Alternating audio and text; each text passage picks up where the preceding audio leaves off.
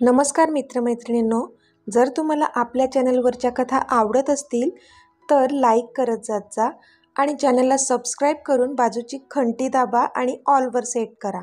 म्हणजे जेव्हा जेव्हा मी नवीन व्हिडिओ किंवा कोणतीही नवीन पोस्ट अपलोड करेन तेव्हा ती सगळ्यात आधी तुमच्यापर्यंत पोहोचेल. धन्यवाद. तर वळूया आपल्या कथेच्या पुढच्या भागाकडे. बास, थोडा वेळ तुझ्या कुशीत झोपू दे, मला सुकून मिळेल. सकाळपासून मन बेचैन आहे तू मला इग्नोर केल्यामुळे, तो बोलला आणि एक हात तिच्या भोवती टाकून झोपू लागला. तसं तिलाच कसं तरी झालं. रागाच्या भरात तिने त्याला अवॉइड केलं होतं, पण त्याला इतका जास्त त्रास होईल नव्हतं वाटलं तिला खूप वाईट वाटलं आणि मग तिने पण त्याच्या भोवती हात टाकून त्याला अजून स्वतःजवळ ओढलं. आता पुढे. तिने त्याच्या डोक्यावरून हात फिरवला आणि त्याचे केस कपाळावरून थोडे वर सारून तिथे तिचे ओठ टेकवले. लव्ह यू माय सडू, ती हळूच बोलली आणि तिने त्याला कुशीत घेतलं. तसा तो किंचित हसला. पण आत्ता त्या मयुरीकडे पुन्हा गेला ना तर बघच तू, ती पुन्हा त्याला दटावून बोलली. तसं पुन्हा त्याला हसायला आलं. जुवी, किती तो राग, तुला मयूचा का राग येतो एवढा, त्याने हसून विचारलं. येतो मला राग, तुला जेवढी वाटते तेवढी साधी नाही येते, मी माणसं बरोबर ओळखते, युवी तोंड वाकडं करत बोलली. अच्छा, मग मला किती ओळखतेस, तो एकदम सिडिक्टिव्ह आवाजात बोलला. तसं तिला कापरच भरलं. आधीच त्याच्या इतक्या जवळ झोपली होती ती आणि म्हणून त्याच्या शब्दांनी पोटात फुलपाखरे उडायला सुरुवात झाली होती तिच्या. सांग ना युवी, मला किती ओळखतेस, त्याने पुन्हा विचारलं. जेवढं मी स्वतःला ओळखते तेवढंच तुला सुद्धा ओळखते, कारण आपण दोघे तर दो दिल एक जान आहोत ना, तिने एकदम फिल्मी स्टाईलने उत्तर दिलं त्याला. तसा हसलाच तो. अच्छा, त्याने विचारलं तशी ती हो बोलली. दोघेही एकमेकांच्या मिठीत गप्पा मारत होते, पण गप्पा मारता मारताच ती त्याच्या छातीवर डोकं ठेवून कधी झोपून गेली कळलंच नाही त्याला. पण जसं कळलं एक स्माईल आली त्याच्या चेहऱ्यावर आणि मग तो पण तिला कुशीत तसंच ठेवून झोपी गेला. पहाटेचे 4 वाजले होते. सगळेजण साखर झोपेत होते. तसा आधी तिच्या बाजूने उठला. तिच्या गालावर एक किस केला त्याने आणि बाहेर येऊन दुसऱ्या चेअरवर जाऊन झोपला. आता सकाळचे 7 वाजले होते. युविकाला जाग आली तर तिच्या कुशीत आधी नसून पिलो होती. तशी ती आश्चर्यचकित झाली, पण लगेचच कळलं तिला की नक्कीच सगळ्यांच्या उठण्याच्या आधीच तो इथून निघून गेला असावा. पण आता तिला रात्रीचा तो आठवला जो तिच्या कुशीत झोपला होता आणि तिच्या चेहऱ्यावर एक लज्जायुक्त स्माईल आली. तिने आता कर्टन बाजूला केला तर ऑलमोस्ट सगळेच जण उठले होते. फक्त एकच चेअर होती जी अजून स्लीपिंग मोडवर होती, ती म्हणजे आपल्या आदित्य बाबूची. रात्री तिच्या मिठीत होता तो, पण झोपला नव्हता. 4 वाजेपर्यंत जागाच होता आणि म्हणून अजूनपर्यंत झोपला होता. घरी पोहोचायला अजून त्यांना उशीर होता. दुपारी पोहोचणार होते ते, म्हणून मग कोणीच त्याला उठवलं पण नाही. आता त्यांची बस इनामदार विलामध्ये पोहोचली होती. सगळेजण उतरून घरात शिरले. घरातल्या स्टाफने सगळ्यांसाठी जेवण बनवून ठेवलं होतं. सगळ्यांचं जेवण त्यांच्या रूममध्ये पाठवून दिलेलं, कारण सगळेच प्रवासाने थकल्यामुळे आता त्यांना आराम करायचा होता. आता संध्याकाळ झाली होती. आज परी आणि रियांश भेटणार होते त्यांच्या नेहमीच्या जागेवर. हाय परी, रियांश बोलला. हाय ऋषी, परी बोलली. दोघांनी थोडा वेळ गप्पा मारल्या. मग रियांशनेच विषय काढला. परी, एक विचारू का, रियांश बोलला. हो विचार ना, परी बोलली. तुला लव्ह मॅरेज का करायचं नव्हतं, म्हणजे काही स्पेसिफिक कारण होतं का, रियांशने विचारलं. तशी परी शांत झाली. हे परी, आय एम सॉरी, तुला नसेल सांगायचं तर इट्स ओके, रियांश पटकनच बोलला. नो ऋषी, कधी ना कधी तर तुला सांगावं लागेलच ना, मग आत्ता का नाही, ती बोलली. ओके, पण जर तुला त्रास होणार नसेल तरच सांग, रियांश बोलला. आय एम फाईन ऋषी, ती हसून बोलली. ऋषी, मी माझ्या आईबाबांची एकुलती एक मुलगी आहे. आम्ही मिडल क्लास फॅमिलीमधून आहोत, पण तरी त्यांनी मला आयुष्यात जे जे हवं ते सर्व दिलं. मला जे शिक्षण घ्यायचं होतं ते घेऊ दिलं. मला जॉबसाठी पुणे सोडून मुंबईला यायचं होतं, तरीसुद्धा माझ्यावर विश्वास ठेवून त्यांनी मला इथे येऊ दिलं. खूप केले त्यांनी माझ्यासाठी, पण मला नेहमी त्यांचं एकच म्हणणं असायचं की ते जो मुलगा माझ्यासाठी निवडतील त्याच्याशीच मी लग्न करावं. ते माझ्यासाठी बेस्टच निवडतील. हे लहानपणापासून माझ्या मनावर बिंबवलं गेलं. मी लहान होते तोपर्यंत मी हो म्हणत गेले. मला एवढं सिरियस काहीच वाटलं नाही त्यात. पण जसं मी तारुण्यात प्रवेश केला, कॉलेजला पहिल्या दिवशी पाय ठेवण्याआधीच त्यांनी माझ्याकडून वचन घेतलं की मी त्या दोघांच्या पसंतीच्या मुलाशीच लग्न करेन. मी पण त्यांना तसं वचन दिलं, कारण मला पण लव शोच्या भानगडीत पडायचं नव्हतं. त्यामुळे मग मी कॉलेजमध्ये सुद्धा एकाही मुलाशी फ्रेंडशिप केली नाही, जेणेकरून मला कोणत्याच मुलाबद्दल आकर्षण वाटणार नाही. आणि ते काही अर्थी शक्यही झालं. पण आता मला तू भेटलास आणि जसजसं मी तुझ्याशी बोलत गेले, तुला ओळखत गेले, मला तू आवडू लागला. मी खूप प्रयत्न केला माझ्या फिलिंग्स अडवण्याचा, पण तू तर माझ्या तना मनावर हावी झाला होता, जो मनातून निघतच नव्हता. मला जास्त त्रास तेव्हा झाला जेव्हा तू माझ्यापासून दूर गेलास, मला इग्नोर करू लागला. शेवटी बुद्धीचं न ऐकता मी माझ्या हृदयाचं ऐकलं आणि तुला हो म्हणाले.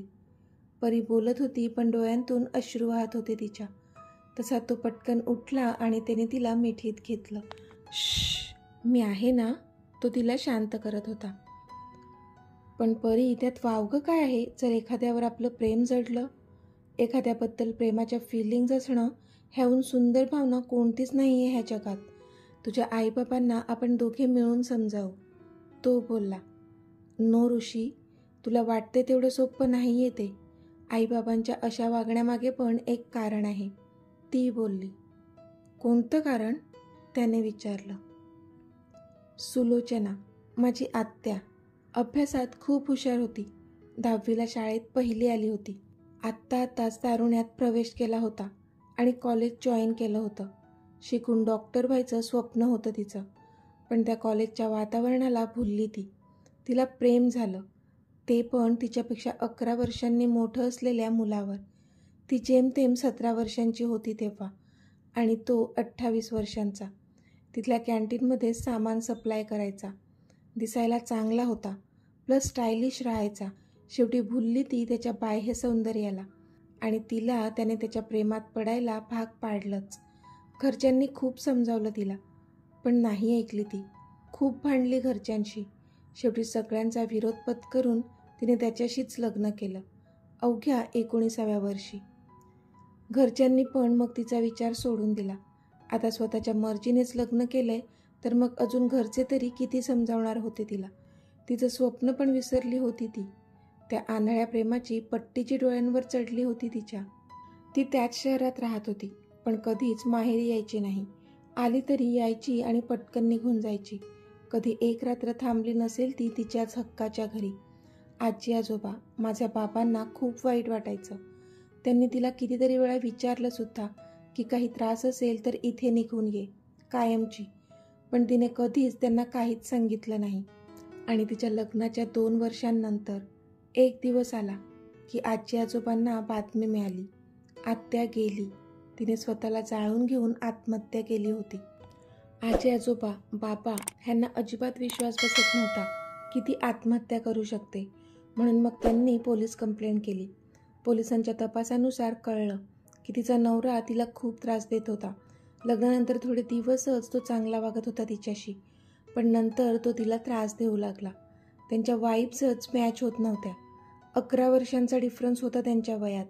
त्यात ती वेल एज्युकेटेड आणि तो अनपढ. तिच्याशी खूप खोटं बोलायचा, तिच्यावर संशय घ्यायचा, कोणाशी बोलू द्यायचा नाही. कोणाशी बोलली तर तिला खूप मारायचा. अगदी तिचा छळ मांडला होता त्याने. पण तिने कधीच माहेरी ह्याची तक्रार केली नव्हती. सगळं सहन करत होती ती, कारण घरच्यांच्या विरोधात जाऊन तिने स्वतः त्याला निवडलं होतं. पण जेव्हा हे सगळं असह्य झालं, तिने मृत्यूला कवटाळलं. तिला ह्या जाचापेक्षा मरण सोपं वाटलं. तिने आत्महत्या केली ऋषी. पण ही आत्महत्या नव्हतीच मुळी, मर्डरच होता, जो त्या निर्दयी माणसाने केला होता. तिला त्रास देऊन, तिचं स्वातंत्र्य हिरावून घेऊन, आपल्याच लोकांपासून तिला तोडून, तिच्या सगळ्या इच्छा आकांक्षांचा गळा घोटून. मर्डरच होता तो. परी आता खूप जोरात रडत होती. तसा तो तिला मिठीत घेऊन शांत करत होता. रियांशला पण वाईट वाटत होतं. ऋषी, बाबांना आपल्याबद्दल कसं सांगू मला काही कळत नाही आहे. मी तुझ्याशिवाय पण राहू शकत नाही आणि त्यांना पण दुःखी करू शकत नाही, परी बोलली. We will sort this, don't worry, तो तिच्या केसांवर किस करत बोलला. ऋषी, माझं प्रेम आहे तुझ्यावर स्वतःपेक्षा जास्त विश्वास आहे माझा. तू माझ्याशी प्रामाणिक राहशील ना? खोटं तर नाही बोलणार कधी माझ्याशी? परी त्याचा हात हातात घेऊन बोलली.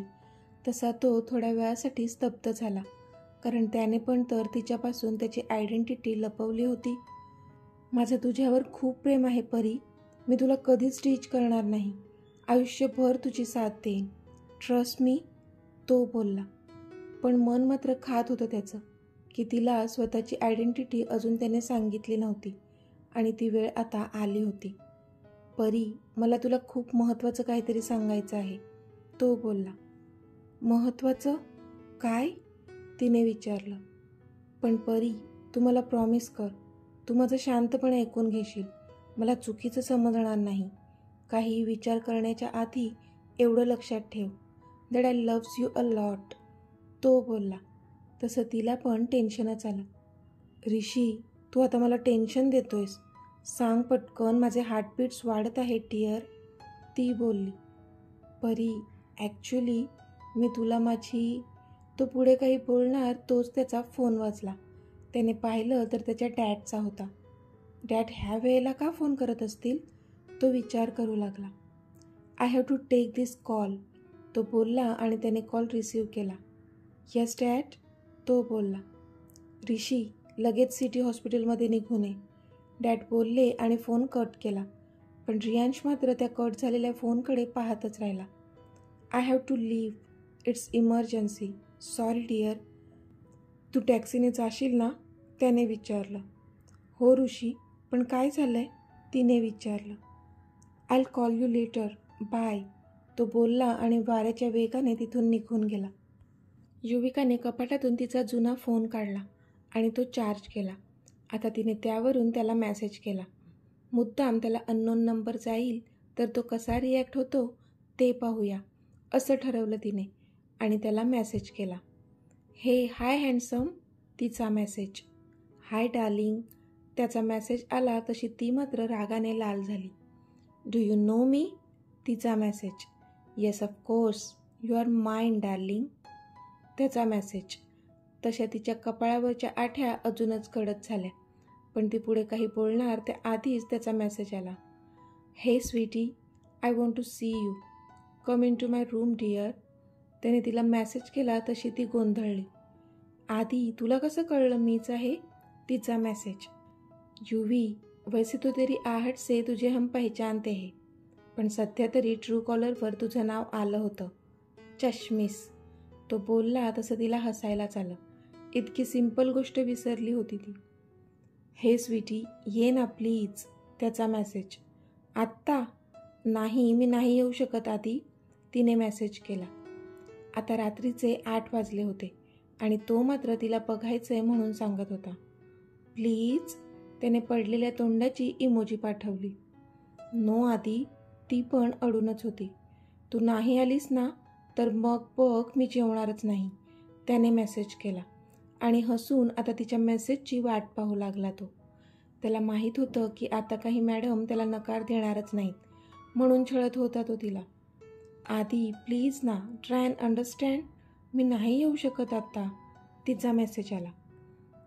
ओके देन, मी पण नाही जेवणार, गुड बाय, त्याने चिडून मेसेज केला. पण आत्ता मात्र युविकाला काय करू कळेना. त्याचं नेहमीचं होतं हे, तिला ब्लॅकमेल करायचं. आधी प्लीज, तिचा मेसेज. पण त्याने काही रिप्लाय केलाच नाही. आधी बोलणारे, पुन्हा तिचा मेसेज, पण त्याचा नो रिप्लाय. आधी, पण तरी त्याने रिप्लाय केलाच नाही. मग तिने त्याला कॉल लावला, पण त्याने तो पण घेतलाच नाही. तो पण पक्का शहाणा होता. त्याला माहीत होतं असं केल्याने ती येईलच त्याला भेटायला. तो त्याच्या रूममध्येच होता इतक्यात दारावर नॉक झालं आणि आजी आत आले. हे आजू, ये ना, तो बोलला. हे माझ्या पनीर टिक्क्या, काय करतोयस, आजींनी विचारलं. काही नाही, बस मोबाईलमध्ये टाईमपास करत होतो. तो बोलला. कोणासोबत टाईमपास करत होतास? आजींनी विचारलं तसा तो गडबडला. हां, कोणासोबत नाही आज्जू, मी रील्स बघत होतो. तो सावरून बोलला. बरं, तुला मला काही सांगायचं आहे का?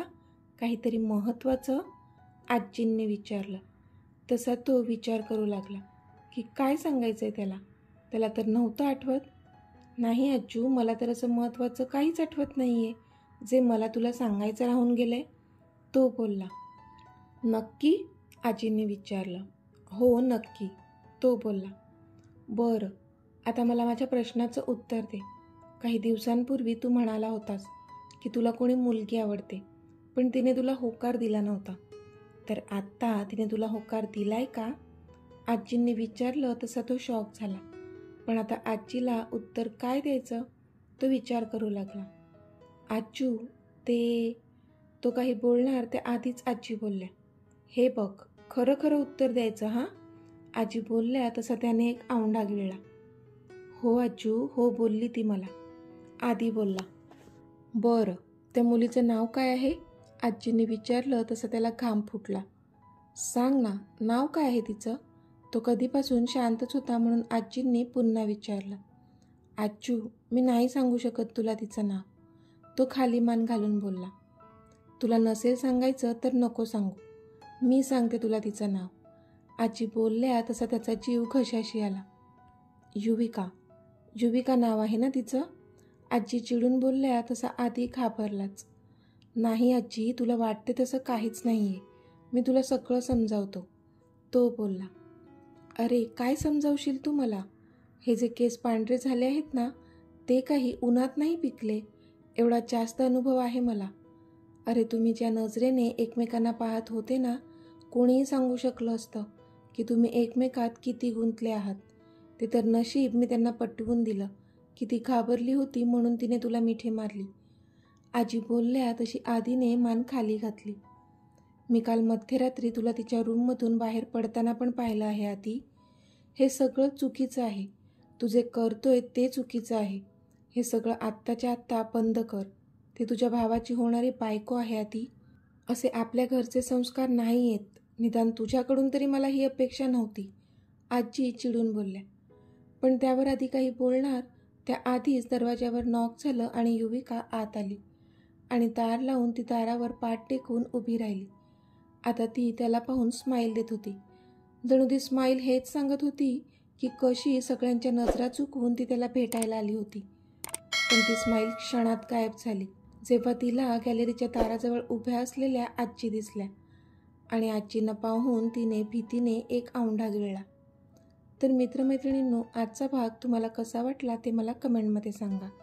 आणि जर आवडला असेल तर व्हिडिओला लाईक करा, शेअर करा आणि चॅनलला सबस्क्राईब करून बाजूची घंटी नक्की दाबा. चला तर भेटूया आपल्या पुढच्या भागात. तोपर्यंत धन्यवाद.